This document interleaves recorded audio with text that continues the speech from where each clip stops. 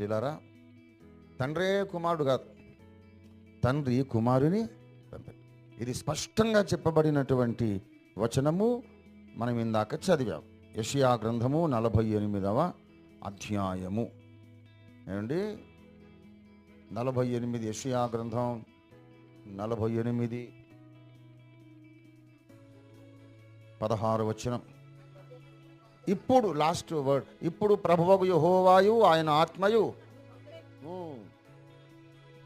నన్ను పంపిన అంటున్నాను.